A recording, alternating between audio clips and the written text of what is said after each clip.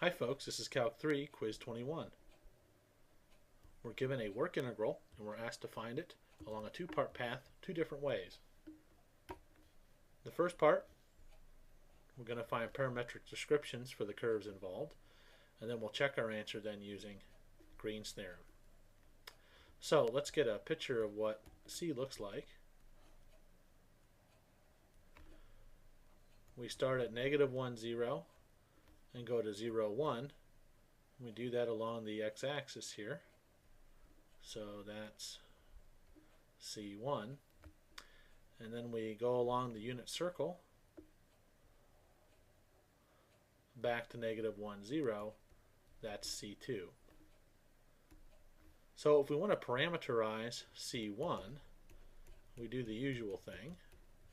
X starts at -1 and ends up at 1, so it's -1 plus 2t for the x. The y is constantly 0, and then t is going to run from 0 to 1. If I look at my x then as a function of t, it's -1 plus 2t, which gives me the dx is 2 dt. The y is always 0, which gives me the dy is always 0.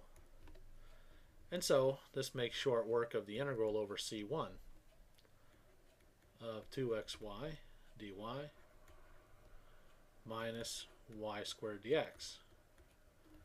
Because when we substitute in the y is 0,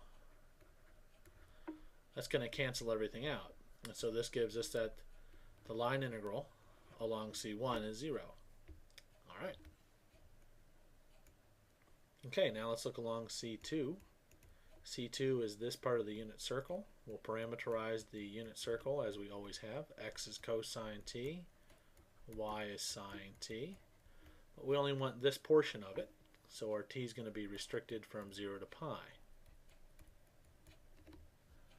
So on C2, the x is given by cosine of t, which gives us the dx then is negative sine t dt. Y is given by sine of t, so the dy rather is cosine of t dt.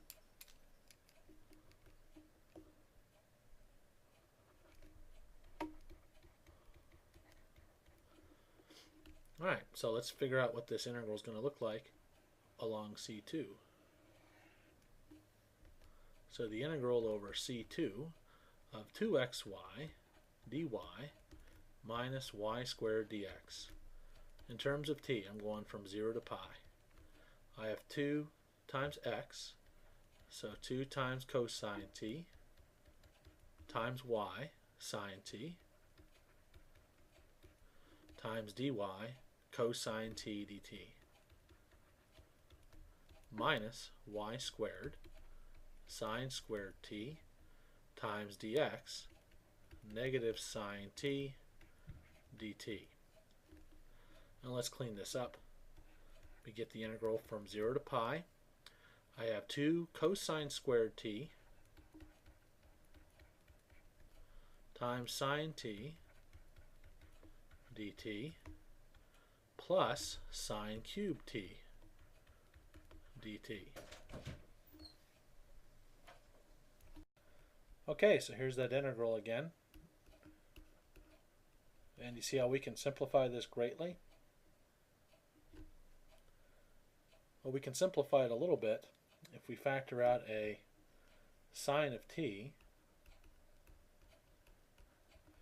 Then we get 2 cosine squared t plus sine squared t dt. Now, one of these cosine squareds can combine with that sine squared. This is cosine squared t plus cosine squared t plus sine squared t. And of course, Pythagorean magic happens, that gives us a 1. And so what do I get? Is I get sine of t times cosine squared t plus 1 dt. And this is actually a Calc 1 integral. I'm going to let u equal cosine t so that the du is negative sine t. When t equals 0, u is going to be the cosine of 0, which is 1. When t equals pi, u is going to be the cosine of pi, which is negative 1. And so in the land of u, I have a negative I need to account for. 0 to pi corresponds 1 to negative 1. And I get u squared plus 1 du, which is the same as the integral from negative 1 to 1, u squared plus 1 du from Calc 1 theorems. And then I evaluate u cubed over 3 plus u, from u going from negative 1 to u equal 1. I plug in, I get 1/3 plus 1, which is 4/3, minus a negative 4/3, for a grand total of 8/3.